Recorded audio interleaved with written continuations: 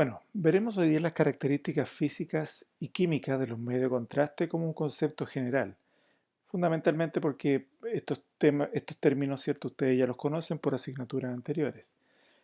Por lo tanto, veremos, como les digo, solamente un resumen y probablemente las cosas que nosotros deberíamos recordar al momento de hablar de medios de contrastes que utilizamos en tomografía computada. Primero que nada, ¿por qué utilizamos los medios de contraste? Y la pregunta, es cierto, que aparece de qué son los medios de contrastes. Si nosotros en tomografía computada trabajamos basándonos en coeficiente de atenuación, que hemos conversado ya en muchas ocasiones, existen estructuras que van a tener coeficientes de atenuación similares y por lo tanto el resultado de imagen expresado como tonalidades de grises van a ser probablemente similares. La visualización de algunas de estas estructuras nosotros probablemente las podríamos mejorar respecto a tejido vecino o coeficiente de atenuación vecino si utilizáramos esta sustancia de contraste. Entonces, estas sustancias son sustancias químicas capaces de absorber en distintos grados los rayos X, ¿cierto? Y por lo tanto permitir hacer visibles estructuras que no lo son o lo son pobremente. Es la razón de por qué nosotros utilizamos, por ejemplo, medio de contraste en estructuras luminales, como son las asas intestinales, como en algunos casos podrían ser vía aérea, como pueden hacer estudios de vasos sanguíneos fundamentalmente. Entonces, los medios de contraste que se utilizan para mejor visualización de estructuras, el poder generar un contraste adecuado entre estructuras que tienen atenuaciones similares, ¿cierto? Nosotros podríamos clasificar a grandes rasgos como medios de contraste positivos, medios de contraste negativos. Aquellos medios de contraste positivos nosotros podemos ver el sulfato de bario, los yodados, fundamentalmente. A nosotros, desde el punto de vista práctico, lo que nosotros utilizamos en tomografía computada, lo que nos interesa ver y que es lo que vamos a tratar de recordar un poco en esta sesión, son los medios de contraste yodados, ya en sus diferentes formas. También existen los medios de contrastes negativos y que en el caso de la tomografía computada en particular, eh, estos tres que aparecen acá, de alguna forma nosotros lo podríamos utilizar. Usar como medio de contraste negativo el aire, que sabemos que tiene un coeficiente de atenuación muy bajo, eh, y por lo tanto, ¿cierto? Generar con el tejido vecino una diferenciación importante de contraste. En algunos casos podemos utilizar el mismo CO2, ¿cierto? Para estudios más específicos, como hacer, por ejemplo, estudios avanzados en la colonoscopia virtual. Y podemos utilizar también en la visualización de estructuras luminales, como endoluminales, como son, por ejemplo, estudios de asas intestinales, utilizar, en vez de contraste positivo, ¿cierto? Como el yodo o el sulfato de bario, ¿cierto? Aunque en tomografía computada el sulfato de bario no lo vamos a utilizar. Sí podríamos utilizar, ¿cierto? Para estructuras endoluminales, como les digo, asas intestinales, a través del uso de agua. ¿Cómo nosotros vamos a administrar estos tipos de contrastes? Va a depender de cuáles son las estructuras que queremos ver. En el ejemplo que les da recién, ¿cierto? Del agua, probablemente va a ser vía oral, ¿cierto? En el caso de la visualización de para asas intestinales. También podemos ver visualización de asas intestinales con aire o CO2, ¿ya? A través probablemente de la introducción de este aire CO2 vía rectal. Y en el caso del yodo, para ver fundamentalmente, aunque se puede también estudiar parte de asas intestinales con el contraste positivo que a través del yodo, y que en ese caso, ¿cierto? También lo administraríamos vía oral fundamentalmente, o en algunos casos particulares vía rectal. El yodo lo vamos a utilizar fundamentalmente para visualizar vasos sanguíneos y su relación con la irrigación de estos vasos a los distintos tejidos u órganos. En ese caso, ese yodo nosotros lo vamos a inyectar fundamentalmente de forma intravenosa. El yodo, ¿cierto? Nosotros lo podemos clasificar, este medio de contraste a través del yodo, ¿cierto? Como medio de contraste que son liposolubles, ¿cierto? Que es el lipidol que ya no se utiliza mucho. Se utilizaba anteriormente para estudios sobre todo del sistema nervioso central, pero tiene sus desventajas porque la eliminación de esta prácticamente no ocurre y esta queda efectivamente en espacio en relación al sistema nervioso central, ocupando espacio. Medio de contraste soluble en agua también, ¿cierto? Que son derivados de la diodopiridina, ¿cierto? Tenemos un anillo de piridina y al cual le agregamos dos átomos de yodo. Sin embargo, este trabajaba en suspensiones y no era estable en el agua, por lo tanto podía generar o generaba varios problemas, ¿cierto? Desde el punto de vista de la reacción que podía tener el paciente al administrarlo. Entonces, se trabajó, ¿cierto? O se trabaja actualmente en otra clasificación o en otro modelo desde el punto de vista de la estructura de la molécula con con el anillo bencénico, ¿cierto? Y en particular, ¿cierto? Lo que nosotros conocemos como anillo trillo-bencénico. Este anillo bencénico, ¿cierto? Recordemos que el benceno es un hidrocarburo poliinsaturado, ¿cierto? El cual va a estar formado por un anillo, ¿cierto? Que va a estar formado por, por, eh, por carbono, ¿cierto? Mejor vamos al dibujito, ¿cierto? Va a estar formada por carbono y la representación de estos carbonos, ¿cierto? Es con tres enlaces o con tres dobles enlaces, perdón, o con tres enlaces simples, ¿ya? Para poder unir y hacer más estable finalmente esta molécula. La clasificación de este anillo de trío bencénico, ¿cierto? Entonces la podemos hablar de medio contraste iónicos, medio contraste no iónicos, desde el punto de vista de una clasificación similar. Vamos a ver qué pasa entre el iónico y el no iónico, o viceversa. Y otra clasificación también dentro de anillos trillo-bencénicos es si lo que nosotros tenemos es una única partícula a través de un monómero, ¿cierto? O tenemos dos partículas, ¿cierto? Que van a estar unidas en forma de dímeros. Dos, en el fondo, dos anillos bencénicos unidos o un solo anillo bencénico formando la partícula. Entonces, el anillo bencénico nosotros decíamos que era este hidrocarburo poliinsaturado, en el cual nosotros tenemos eh, 6 vértices. En estos 6 vértices nosotros vamos a tener estos átomos de carbono, ¿cierto? Acá, acá, acá, acá, acá, acá. ¿Cuál es la gracia del anillo trillo-bencénico o del anillo bencénico? Como es una partícula bastante estable dada por estos dobles enlaces que nosotros tenemos acá, doble, doble enlace que pueden ser tres, ¿cierto? O tres enlaces simples que también pueden ser. Ahora, esto le da estabilidad finalmente a este complejo molecular. Nosotros podemos entonces a este anillo bencénico reemplazar estos átomos de carbono que le dan la estabilidad por otros átomos, ¿cierto? Y es así como reemplazamos, por ejemplo, con el átomo de yodo, perdón, con el átomo de yodo, con otro átomo de yodo y con otro átomo de yodo, ¿cierto? En la posición 2, 4 y 6 reemplazamos el carbono por átomo de yodo. Por lo tanto, ya hablamos de este anillo trillodo-bencénico. ¿Qué hace el yodo finalmente? Entregar mejor calidad de contraste a través de esta molécula, por las características particulares del yodo que vamos a ver más adelante. En la posición 1 podemos reemplazar nosotros el carbono por un grupo ácido carboxilo, ¿ya? Que le da ciertas características como son las que aparecen acá, como son las características perdón, que vamos a ver en la siguiente lámina. ¿Por qué usamos yodo, cierto, en la posición 2, 4 y 6 de este anillo bencénico? ¿Por qué cambiamos, sacamos el átomo de carbono y ponemos átomo de yodo? Primero que nada, porque el yodo, cierto, es un elemento no metálico, tiene un alto número atómico, un Z número de 53, ¿cierto? Característica de masa atómica. La concentración, de cómo se vende en el mercado actualmente el medio de contraste, viene en concentraciones de 270 a 370 miligramos de yodo por mililitro. Y un poco los porcentajes de yodo molecular que se utilizan para las distintas marcas de medio de contraste que existen actualmente en el mercado en Chile. Si ustedes se fijan, la variación de porcentaje es muy poco. Sin embargo, esa variación de porcentaje, ¿cierto? Desde el punto de vista práctico, genera que el 1% de diferencia equivale a 5 gramos por mol de sustancia. Entonces, utilizamos, ¿cierto? Por esas características el yodo que nosotros vamos a tener, ¿cierto? En esta posición de acá.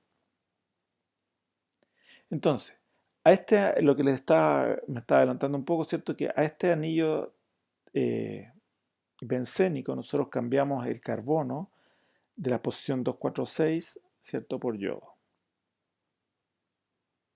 Pero también podemos, para tener una mayor calidad, pero también podemos cambiar el carbono, ¿cierto?, de la posición 1 por un grupo ácido o básico, ¿cierto? Y lo podemos transformar entonces en un COH. ¿Cuáles van a ser las características de utilizar esto, ¿cierto? Que va a influir este grupo básico o ácido, ¿cierto? Eh, en parámetros electrofisiológicos, en la presión osmótica que este medio de contraste está generando finalmente por el elemento por el cual va bajando, generalmente por la sangre, ¿cierto? Va a hacer que haya una lipofilia distinta, una relación distinta, ¿cierto?, con la afinidad que tiene esto con las propiedades de la membrana. Estamos hablando de la membrana endotelial. Nosotros podemos agregar ahora también, ¿cierto? Tenemos la posición 1, 2, 4, 6. Podemos agregar en la posición 5, perdón, en la posición 3 y la posición 5, grupos radicales. Estos grupos radicales, ¿cierto?, dependiendo de qué grupo radical nosotros vamos a utilizar, van a influenciar finalmente esta molécula, ¿cierto?, generando mayor o menor grado de lipofilia, ¿cierto? La afinidad que va a tener por membrana finalmente va a generar mayor o menor grado de toxicidad, que por lo tanto eso se va a ver expresado en el paciente en particular, ¿cierto? El paciente va a sentir probablemente más calor, el paciente va a tener alguna probabilidad de tener mayor reacción, el paciente va a sentir más dolor. Y el comportamiento osmótico, ¿cierto?, que tenga este anillo bencénico, esta molécula, en relación a la sustancia por la cual viaja, que va a ser la sangre.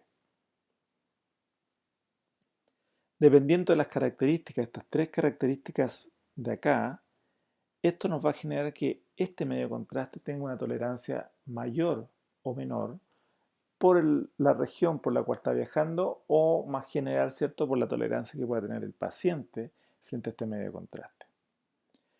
También, cuáles radicales nosotros vamos a utilizar en esta posición 3 o 5 nos va a permitir determinar, ¿cierto?, las características de este medio de contraste del punto de vista de la eliminación.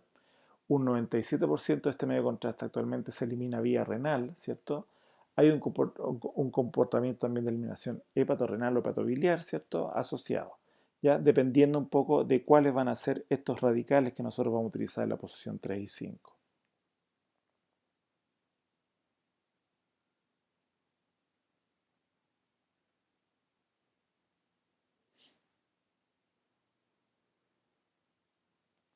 Si nosotros vemos ahora las características en particular de lo que es el anillo trillodo-bencénico, que nosotros habíamos clasificado hace un rato atrás en anillo trillodo-bencénico iónico y anillo trillodo-bencénico no iónico. Vamos a empezar por el iónico. El medio de contraste iónico, ¿cierto?, Eh, se refiere a que yo tengo una molécula, ¿ya? Una molécula que va a estar en el grupo 1 formada por un grupo ácido básico, este grupo carboxilo, ¿sí? Ahora, este grupo carboxilo, ya sea a través de este grupo ácido o básico, ¿cierto? Una vez que entra en contacto con el solvente o el disolvente, ¿cierto?, se va a disociar y por lo tanto va a generar un catión, ¿cierto?, y un anión. Entonces, cada molécula va a dar finalmente, cuando entra en contacto con este disolvente, en este caso la sangre, ¿cierto?, va a dar lugar a dos partículas. Una partícula que va a estar en relación al anillo bencénico, ¿cierto?, el cual va a tener los yodos, ¿cierto?, y aquí abajo. Y la posición 1, ¿cierto?, que tenía el grupo carboxilo, este se va a disociar y por lo tanto va a formar un grupo OH por separado, ¿ya? Entonces va a tener un anión y finalmente un catión disuelto en el plasma. Por lo tanto, si nosotros tenemos 3 átomos de yodo y tenemos dos partículas, la relación va a ser 3s2. Si nosotros hablamos en este caso, ¿cierto?, de que este medio de contraste iónico va a tener una clasificación, va a ser de clase 1.5. Eso tiene que ver directamente con el coeficiente de actividad osmótica, ¿cierto?, que es la relación existente entre el número de átomos de yodo y el número de partículas que se encuentran en disolución. ¿Qué pasa si este coeficiente de atenuación es bajo? Más elevada, ¿cierto?, va a ser la actividad osmótica de la solución, de un medio de contraste. Por lo tanto, si es mayor esta actividad osmótica, más efectos secundarios va a generar en el paciente, como alteración de la morfología de los eritrocitos, como lesión del endotelio vascular, como alteración a nivel de la influencia sobre la barrera hematoencefálica, dolor, alteración en la hemodinamia, hipervolemia, vasodilatación, efecto hipotensivo. ¿Cierto? Solamente porque la clase, la actividad osmótica, el coeficiente de actividad osmótica es bajo. Dentro de esto, ¿cierto? Vamos a tener entonces medio contrastes que van a ser medio contrastes con una osmolaridad alta, ¿cierto? Que también está influyendo finalmente en esta coeficiente de actividad osmótica o en esta actividad osmótica, ¿ya? Y dentro de eso van a estar, por ejemplo, los diatrizoatos y los ioxitalamatos. Entonces, como van a ser partículas cargadas eléctricamente, van a tener una influencia electrofisiológica, donde a nivel del sistema nervioso central y periférico y a nivel del corazón. Esto va a generar, ¿cierto?, una mayor contractibilidad, probablemente va a hacer que el paciente tenga al tener un aumento de contractibilidad, ¿cierto?, va a tener puede estar asociado a taquicardia, puede tener, por lo tanto, una alteración a nivel de la tensión a nivel de los vasos, ¿ya? Y una alteración a nivel de membranas, como influencia electrofisiológica. Recordemos que ahora tenemos un catión y un anión libres dentro de este plasma.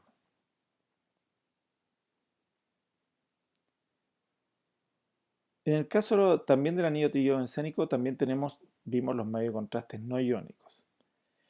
Dentro de estos medios de contrastes no iónicos, si nosotros hacemos el mismo esquema anterior, ¿cierto? Cada molécula, ¿cierto? Tenemos el anillo trillobencénico, ¿ya? Con su yodo en la posición 2, 4 y 6. Perdón, este es un yodo, ¿cierto? Y un yodo ahí. Eh, Sin embargo, ¿cierto? Esta partícula, al entrar en disolución, ¿cierto?, no se disocia. Sigue siendo una única partícula. Entonces, voy a seguir teniendo los tres átomos de yodo, ¿cierto?, pero siempre asociados como conjunto a una única partícula.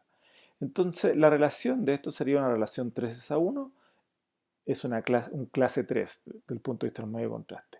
Entonces, quiere decir que el coeficiente de actividad osmótica va a ser menor, ¿sí? Y por lo tanto, el efecto a nivel de membranas, el efecto a nivel general en el paciente va a ser menor. La relación en estos medios de contraste la osmolaridad de estos medios de contraste no iónicos tienen una valoración en osmolaridad de entre 600 y 900 miliosmoles de yodo por kilogramo, perdón, por ml. Ahora, esta osmolaridad, ¿cierto?, de 600-900, para que no se confundan, los fabricantes lo venden en el mercado, ¿cierto?, como un medio de contraste de tipo hiposmolar, ¿ya? Porque, ¿cierto?, tiene una osmolaridad mucho más baja que el medio de contraste iónico, que digamos, puede llegar hasta 2100 miliosmoles. En este caso es entre 600 y 900 como máximo miliosmoles de yodo, ¿cierto?, por ml. Sin embargo, sigue siendo hiperosmolar respecto a la osmolaridad de la sangre, ¿ya? Entonces, no son hiposmolares, ¿ya? Son más bajas la osmolaridad que los medio contraste iónicos, pero siguen siendo más alta la osmolaridad que la osmolaridad de la sangre. Y dentro de esto, ¿cierto?, vamos a tener el iopamidol, el iohexol, ioversol y iovitridol, ¿cierto?, siendo los tres primeros los más utilizados en Chile, ¿ya? Y dentro de los medio contraste más utilizados, el 80-85% de los contrastes que se utilizan en Chile, por lo menos en tomografía computada. Como esto no se disocia en agua ni en solución acuosa, ¿cierto? Eh, Son partículas que son, o moléculas que son eléctricamente neutras. No generamos un catión y un anión. Y por lo tanto la influencia fisiológica que tienen va a ser mínima. Toda esta sensación de dolor, toda esta sensación de un efecto hipotensivo, de hipervolemia, de alteración en barrera hematoencefálica, etcétera, que habíamos visto que ocurría en los medios de contraste iónico, aquí se va a haber expresado en una forma mucho menor o simplemente no se va a haber expresado. ¿A qué corresponde esto ahora, cierto? En esta fórmula que nosotros tenemos acá. Si nosotros vemos con detalle, tenemos nuevamente nuestro anillo trillo-bencénico, lo borré, ¿cierto? Tenemos nuestro anillo trillo-bencénico, es decir, tenemos nuestro anillo bencénico y con sus 3 átomos de yodo, ¿ya?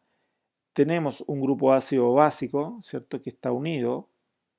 Y tenemos, ¿cierto? En la posición 1 y la posición 3 y 5 tenemos los grupos radicales, que le dan las características particulares a este medio contraste. Sin embargo, también tenemos un segundo anillo trillo-bencénico, ¿ya? También con sus grupos ácido básico, y en la posición 3 y 5 con sus radicales.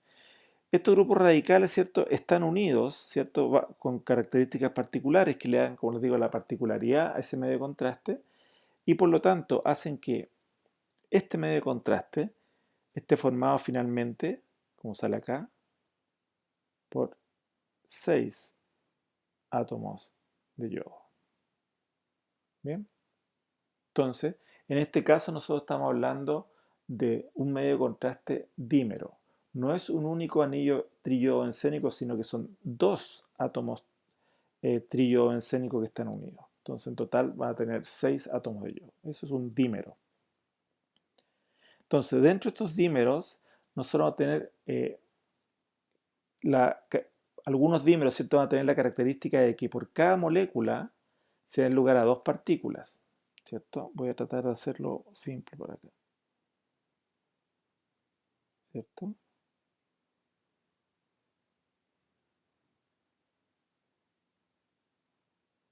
¿Cierto? Vamos a tener un yodo, un yodo, un yodo, otro acá, otro acá, otro acá, 6 átomos de yodo. Sin embargo, al entrar esta molécula, ¿cierto? En un solvente, esta se va a dividir en 2. Y por lo tanto, voy a tener 2 partículas, 6 átomos de yodo, para 6 átomos de yodo, ¿cierto? Y la relación va a ser 6 a 2, clase 3. Una osmolaridad de 600, que es similar a las que vimos en los medios de contrastes eh, no iónicos, perdón, iónicos, no iónicos, perdón, monómeros. Bien, osmolaridad 600. ¿Cuál es la diferencia de esta, que tiene una osmolaridad similar a la del monómero no iónico, ¿cierto? Es que el tamaño de la partícula va a ser mayor, porque son 2 anillos bencénicos, ¿cierto?, que están unidos como molécula. Eh, y también, ¿cierto?, tenemos que existen otros que igual que este que está acá, pero que al entrar que es igual a esto, ¿cierto? Pero que al entrar en solución, ¿cierto? Estas no se dividen, ¿cierto? Siguen unidas. Y por lo tanto, voy a tener una única partícula ahora con 6 átomos de yodo, ¿ya? Entonces la relación va a ser 6 a 1, va a ser un medio contraste clase 6. La molalidad de este medio contraste va a ser 300, ¿ya? 300, que es la misma molaridad, ¿cierto? Entre 290 y 300 milimoles de yodo por ml, ¿cierto? Va a ser la misma molaridad que nosotros tenemos de la sangre. Entonces va a generar muchos menos efectos. De este medio de contraste, ¿cierto? Dímero no iónico solamente en el mercado existe uno, que es el iodixanol, ¿cierto? Y que el nombre comercial es Visipaqui. ¿Cuáles son los efectos de la osmolaridad? Vimos que esta unidad de medida, ¿cierto? Que nos entregaba la cantidad la cantidad de partículas de yodo, ¿cierto? Disueltas en un solvente, nos expresa, eh, perdón, con el tiempo se ha tratado de ir bajando, ¿cierto? Para generar menos efectos colaterales o dañinos en el paciente. ¿Qué pasa, ¿cierto? Cuando la osmolaridad en relación a la sangre es muy alta? Vamos a tener un arrastre de agua ya del extra al intravascular para que esa concentración mayor de partículas, ¿cierto?, tenderá a disolverla, ¿ya? Eso va a generar, ¿cierto?, que las células endoteliales, que también tienen agua, entreguen más agua al espacio intravascular y por lo tanto, como ven acá, ¿cierto?, esta célula endotelial, tejido endotelial que era normal, al haber aumentado, ¿cierto?, la osmolaridad dentro, se chuparon, ¿cierto? Para para que de esas células se extrajera agua y entrara más agua al intravascular y disolver. ¿Ya? Entonces, mientras mayor es la osmolaridad, mayor va a ser el efecto negativo en este tejido endotelial, ¿cierto? Versus el Visipaqui, por ejemplo, que tiene la misma osmolaridad de la sangre, por lo tanto no hay una alteración de las células endoteliales por usar este medio de contraste. Entonces, dentro de estas características físico-químicas que nosotros vamos a ver, tenemos que ver que estos medios de contraste vamos a ver cómo se comportan en solución, es decir, ¿se disocian o no se disocian? ¿Cuál va a ser la actividad osmótica? Que como vimos recién, ¿cierto? Puede generar mayor o menor cantidad de efectos secundarios en el paciente, dependiendo de su osmolalidad, si va a ser mayor o menor. ¿Cómo va a ser la viscosidad de este medio de contraste que haga que la presión con la que se mueve por este solvente tenga mayor o menor resistencia? Y la afinidad de este contraste, ¿cierto? Por el tejido, por membranas o por el componente hídrico, ¿cierto? Del plasma. Entonces, la actividad osmótica, aquí uno de los elementos, ¿cierto? Si la actividad osmótica es mayor, ¿se recuerdan? Cuando la clase del medio de contraste sea menor, es decir, un medio de contraste eh, iónico, monómero, ¿cierto? Que tiene una actividad osmótica más elevada, una clase menor, ¿cierto? En ese caso, con esa osmolaridad alta va a generar un cambio en la morfología de los eritrocitos, ¿cierto? Y una disminución de la vida útil de estos. Va a generar, ¿cierto? Eh, por la, por la capacidad, ¿cierto?, de disociarse como de iónico, ¿cierto?, una alteración eh, electrofisiológica y por lo tanto va a generar alteración de membrana, ¿cierto?, y va a influenciar en la barrera hematoencefálica, al generar esta alteración a nivel del endotelio vascular, por la osmolaridad elevada, ¿cierto?, y por la disociación de cargas de esta molécula inicial. Esto va a generar, ¿cierto? Cuando la osmolaridad también es alta, cuando la actividad osmótica es alta, ¿cierto? Un arrastre de agua hacia el intravascular para tratar de disolver un poco la gran cantidad de partículas presentes por la osmolaridad alta. Entonces, esta cantidad de líquido que está entrando o que está llegando al intravascular va a generar una hipervolemia, una vasodilatación, ¿cierto? Y un efecto hipotensivo. Entonces tiene alteración a través de en la hemodinamia y alteración también en la diuresis, que se puede alterar, ¿cierto?, de acuerdo a las características en particular del contraste. En relación a la presión osmótica, va a depender del número de partículas disueltas y libres, y las que se encuentran libres, ¿cierto?, en este movimiento dentro del vaso. Va a depender de la concentración del medio de contraste, es decir, mientras mayor sea la concentración del medio de contraste por distintas características o por distintas particularidades, la presión osmótica va a ser mayor.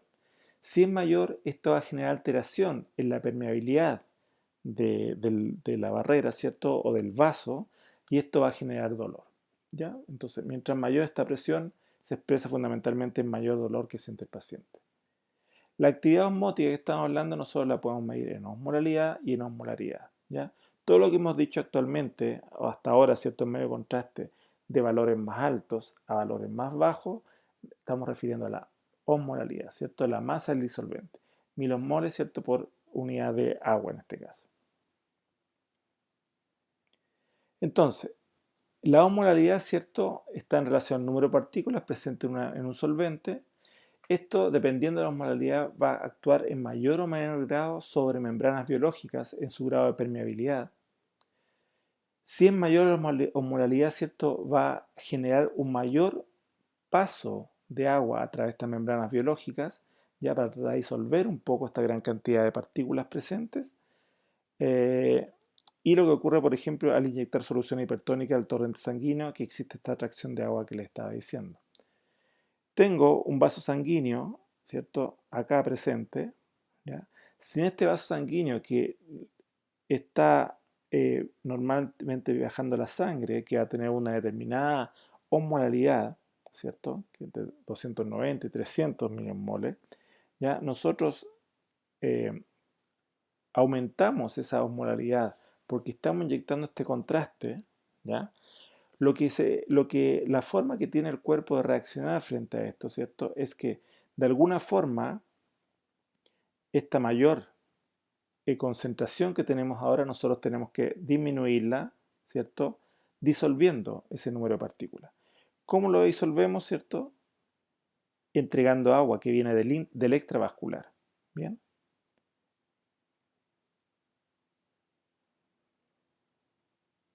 ¿Ya? Y eso va a generar, si está entrando más agua al vaso, que aumente la volemia, que tengamos una hipervolemia.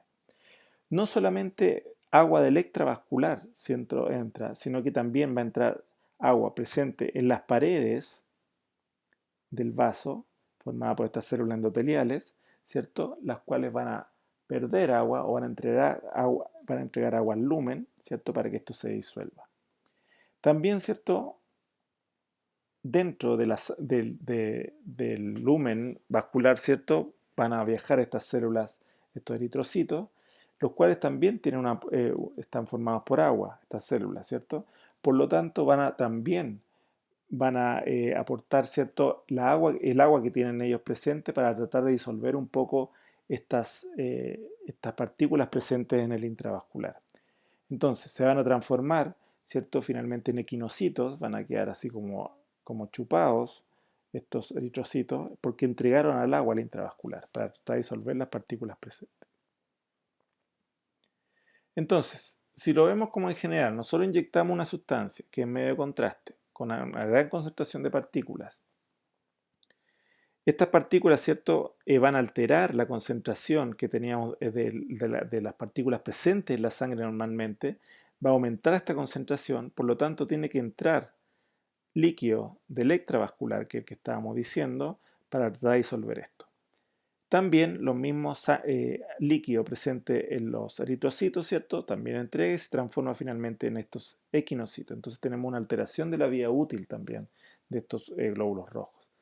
Como tenemos gran cantidad de partículas, o sea, tenemos estas partículas y tenemos ahora una gran cantidad de volumen, aumentó la volemia, se tiene que generar una compensación del vaso aumentando la dilatación de este, ¿cierto? Hay una vasodilatación.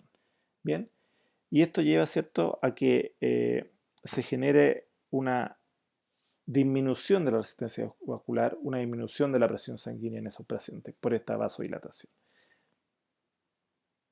Entonces, desde el punto de vista de efecto farmacológico, puede provocar todo esto que está acá. ¿Ya? Mientras mayor la moralidad, mientras mayor van a ser las características de diferencia de esta sustancia que nosotros estamos inyectando en relación a las características del contenido que viaja por este trayecto intravascular, mayor van a ser estos efectos farmacológicos que se van a generar y que van a ser los que nosotros vemos, por ejemplo, acá, que es lo que estábamos conversando. La viscosidad, ¿cierto? Que se presenta, por ejemplo, cuando nosotros, si comparamos un medio de contraste monómero de un dímero, el dímero es una partícula de mayor tamaño, por lo tanto su viscosidad va a ser mayor. ¿Qué hace, cierto? Que aumente esta resistencia al flujo, que es finalmente la viscosidad, las características de concentración del medio de contraste, mientras mayor la concentración del contraste, mayor viscosidad. El peso, tamaño de molécula, ¿cierto? Mientras mayor sea sobre todo el tamaño de la molécula, este medio contraste dímero, mayor va a ser la viscosidad. La fórmula que tengan las moléculas en medio contraste, dada fundamentalmente por la característica de los grupos 3 y 5, los grupos radicales. ¿Ya? Y la temperatura. Mientras menor es la temperatura que nosotros le asignamos a este medio contraste, mayor va a ser la resistencia al flujo en la sangre, que va a una temperatura corporal. Por lo tanto, si nosotros utilizamos un medio contraste dímero que tiene mayor viscosidad por el tamaño, ¿cierto? Probablemente nosotros podamos disminuir un poco su viscosidad inyectando este medio contraste a la temperatura de la sangre.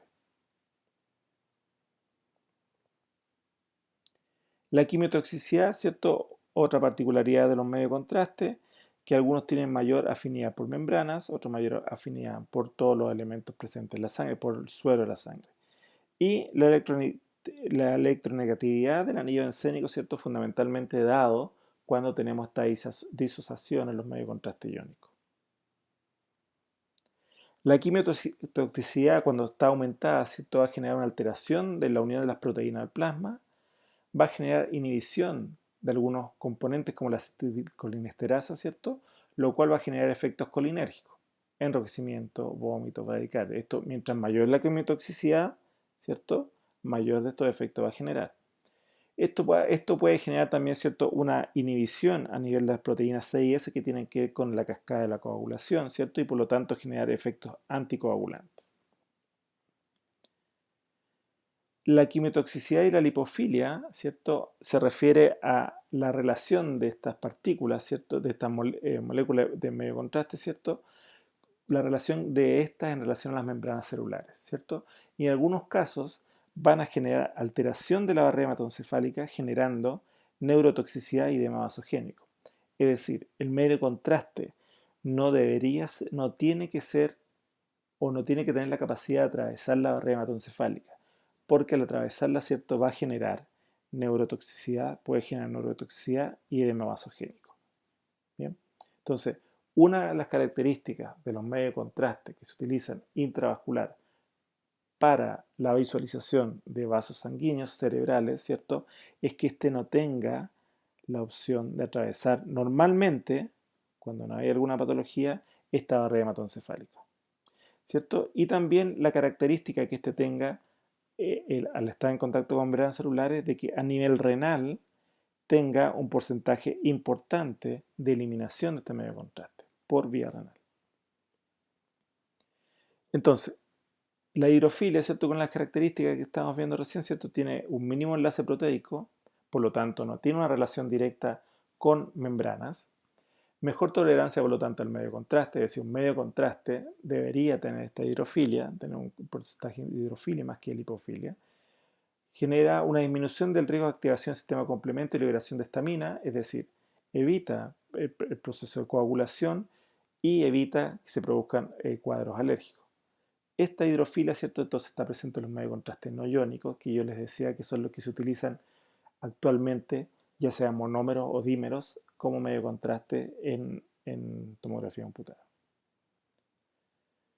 Un problema que puede ser generado por medio de contraste, ¿cierto?, puede ser la nefropatía inducida por el contraste, o NIC, ¿ya?, que la podemos definir, como sale acá, ¿cierto?, como el deterioro en la función renal en los primeros 3 días posterior a la administración intravascular de medio de contraste, en ausencia de una etiología conocida, no una teología como dice ahí.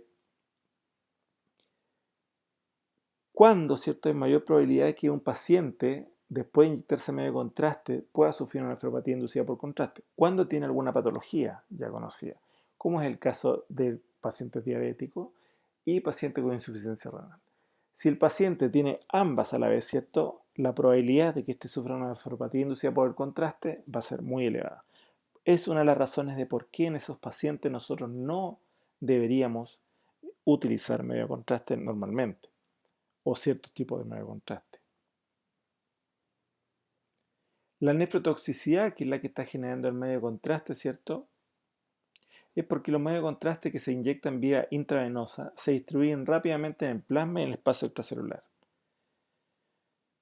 30 minutos, lo normal es que 30 minutos posterior a la inyección del medio de contraste, 18% de este contraste ya ha sido eliminado vía renal.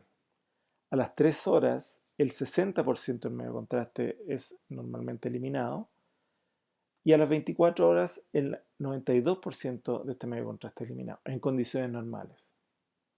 La evaluación después de 24, 48, 72 horas ya, de valores de creatinina, ¿cierto?, va a estar en relación a si efectivamente se eliminó ese porcentaje de medio de contraste vía renal. El 97% se elimina vía renal, ¿cierto? Dudas. Probablemente tengan muchas dudas en relación a esto. Ahora di una pincelada solamente de las características del medio de contraste. Sin embargo, es importante que ustedes complementen este video con archivo enviado a la página, ¿cierto? Un archivo muy bueno, un paper muy bueno donde viene muy bien explicado todo esto y en profundidad. Por lo tanto, es importante que lo lean a cabalidad y que realicen todas las actividades presentes en la página y que las finalicen. Recuerden esto porque eso es lo que nos va a permitir una retroalimentación entre ustedes y el docente. Bueno, mucha suerte y mucho ánimo en esta nueva actividad, ¿ya? Es muy interesante.